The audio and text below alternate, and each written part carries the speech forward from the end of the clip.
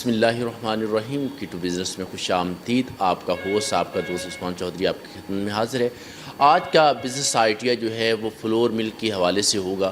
اس کے اندر ہم جاننے کی کوشش کریں گے کہ فلور مل انسٹالمنٹ کے اندر ایشوز کون کون سے آتے ہیں, اس کے اندر انویسٹمنٹ کتنی درکار ہوتی ہے, اور بہت ساری باتیں. بلا تمہید ہم آج کی بزنس پرسنالٹی کی طرف بڑھتے ہیں اور ان سے جو ہے اس بزنس کے ریلیٹڈ انفارمیشن جاننے کی کوشش کرتے ہیں. السلام علیکم سر. جی وعلیکم السلام. کیا حال ہے سر؟ ٹھیک ہیں؟ جی الحمدللہ خیریت ہے. سب سے پہلے اشر بھائی آپ اپنا تعارف کروائیے گا کہ آپ کی کوالیفیکیشن کتنی ہے, آپ کا اس فیلڈ کے اندر ایکسپیرینس کتنا ہے, اور آپ اس فیلڈ کے اندر آئے کس طرح؟ جی میری کوالیفیکیشن ہے بی کام, اور یہ بزنس میرے والد صاحب نے شروع کیا تھا, اور میں اس بزنس میں تقریباً 8 سال سے ہوں. تو 2006 میں ہم نے یہ فیکٹری لگائی تھی تو میرے والد صاحب نے, تو اس کے بعد ہی آنورڈ وہ کام کر رہے ہیں.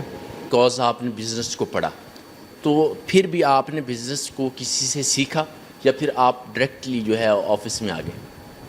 جی نہیں, بزنس کو میں نے یعنی کہ بی کام کیا, اس میں کافی حد تک کچھ سیکھا.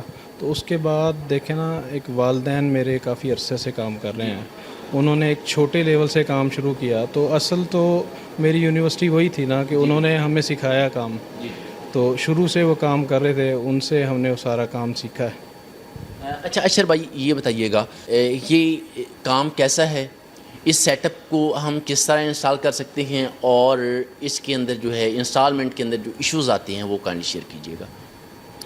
جی اگر کوئی نیا بندہ اس کام کو کرنا چاہ رہا ہے تو سب سے پہلے تو اسے کوئی جگہ چاہیے. تقریباً کم از کم 1 ایکڑ تو جگہ اس کے پاس ہونی چاہیے. تو جگہ کے بعد انویسٹمنٹ اس کے لیے اچھی خاصی چاہیے. تو ایک انویسٹمنٹ صرف مشینری کے لیے ہے, اس کی بلڈنگ کے لیے ہے, اور دوسری انویسٹمنٹ اس کاروبار کو چلانے کے لیے ہے. جیسے کہ اس کو گندم پرچیز کرنی ہے, اس کے لیے اس کو انویسٹمنٹ چاہیے. پھر اس کے بعد اس نے جو مال سیل کرنا ہے مارکیٹ میں, تو وہ کریڈٹ پر ہونا ہے, تو اس کے لیے اس کو انویسٹمنٹ چاہیے. یہ بتائیے گا کہ یہ جو ہم بزنس کرتے ہیں اس کا کریڈٹ اور نیٹ کیش کا کتنا رول ہے؟ جی یہ جو فلور مل ہے, انڈسٹری ہے, اس کا جو بھی سٹاک سیل ہوگا وہ 100% کریڈٹ پہ سیل ہوگا.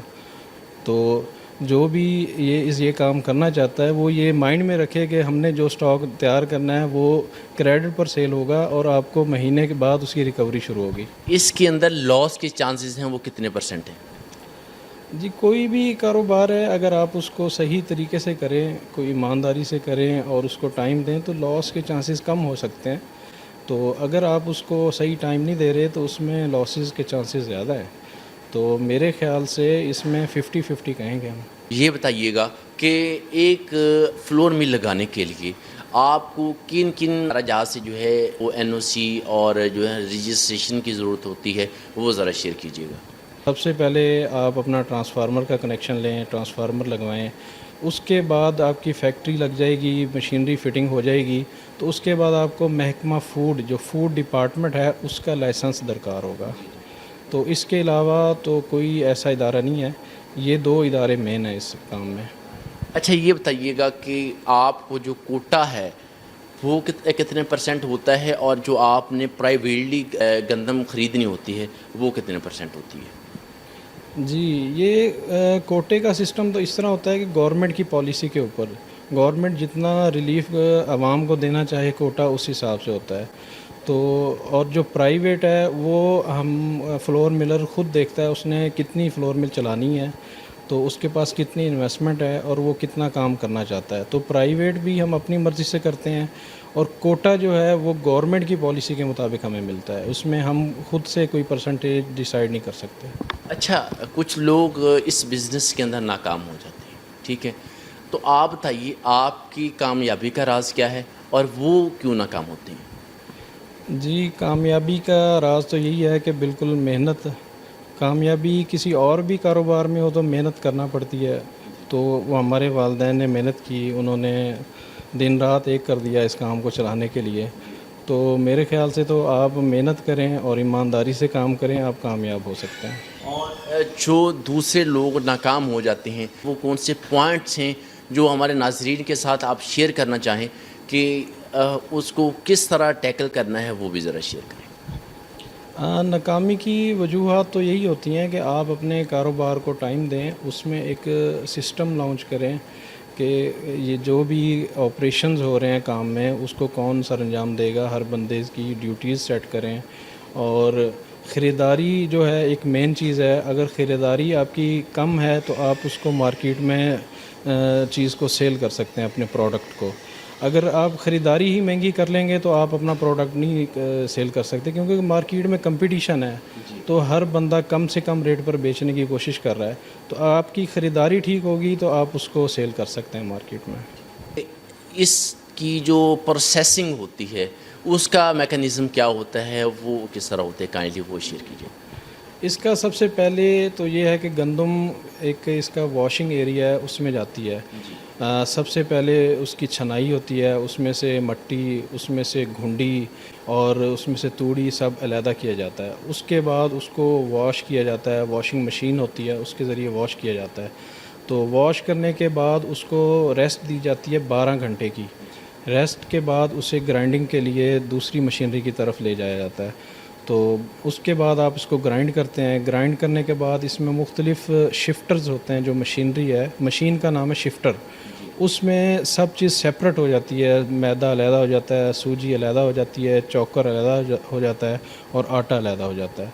تو اس کے بعد اس میں آپ نے پرسنٹیج ڈیسائیڈ کرنی ہے کہ اس میں سے کتنا میدا نکالنا ہے, کتنا چوکر نکالنا ہے اور کتنا اس میں سے آٹا نکالنا ہے. اصل جو وہ پرسنٹیج ہے وہ اسی پروڈکٹ کی کوالٹی بنائے گی.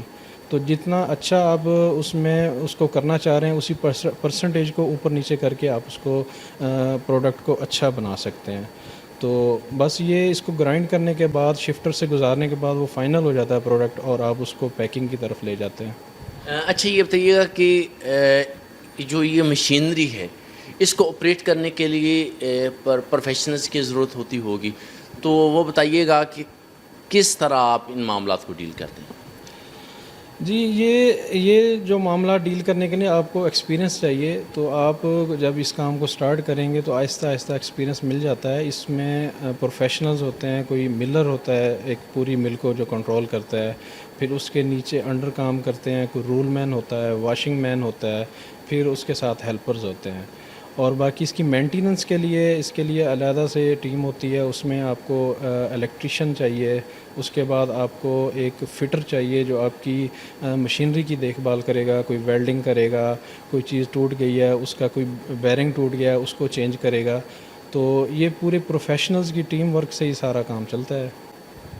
اچھا لاسٹ پر جو ہمارے یوتھ کے لوگ ڈس پوائنٹ ہیں ان کے حوالے سے آپ ایک شارٹ سا میسیج دیجیے گا کہ جو ڈس پوائنٹ ہو کے ملک چھوڑنا چاہ رہے ہیں کہ ملک کے اندر ان امپلائمنٹ بہت زیادہ ہے, تو اب وہ جو ہے وہ پاکستان میں رہنا بھی گوارا نہیں کر رہے, تو ان کے لیے کوئی شارٹ سا میسیج. یوتھ کے لیے تو میں یہی کہوں گا کہ آپ صرف جابز کی طرف نہ دیکھیں, آپ چھوٹے چھوٹے بزنس سٹارٹ کریں.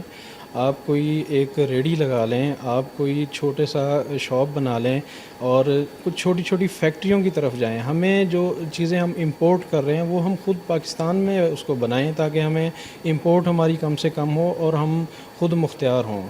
تو ہمیں چھوٹی چھوٹی فیکٹریز لگانی چاہیے, ہمیں سکلز سیکھنی چاہیے اور اس کو اپلائی کرنا چاہیے اپنے پریکٹیکل لائف میں.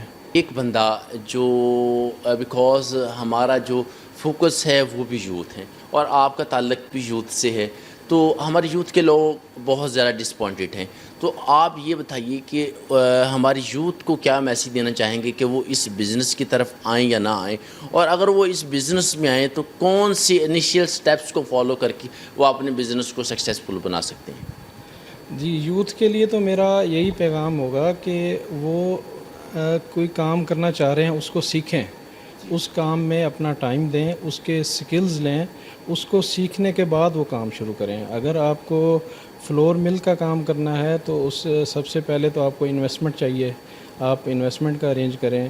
تو اس کے بعد اس کام میں آنے والے مشکلات جو ہیں وہ اس کو سیکھیں کہ ان کو ہم کیسے ٹیکل کریں گے, کیسے ان کا حل نکالیں گے.